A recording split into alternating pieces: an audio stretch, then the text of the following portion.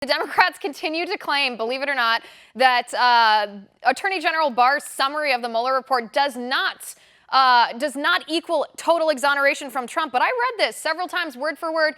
It seems like exoneration to me.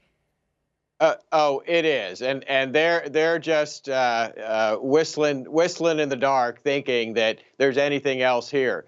Not only was there no collusion found, but clearly you can't have obstruction of justice when there was no underlying crime, because there was nothing to obstruct. And it astonishes me that they are so surprised by the Mueller report.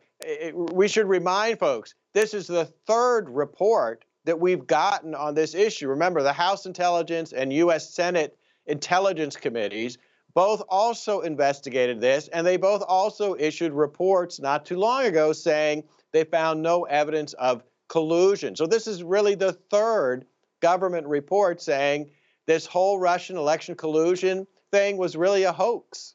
Right. Plus, I'm not sure how you could justify the argument that President Trump obstructed justice when Attorney General Barr sent a letter to Congress. In that letter, he says, he's required to notify Congress if any top Department of Justice official, any official from the executive branch, tried to impede Mueller in his investigation in any way. And this is a quote from him. There were no such instances. So if Mueller was not impeded from doing his job, and the result of this was found absolutely no evidence of collusion or conspiracy with the Russians, the Democrats have absolutely zero leg to stand on. This is the day to be a conservative and look at the news, because the people on the left and the people in the mainstream media are demonstrating exactly how insane they truly are.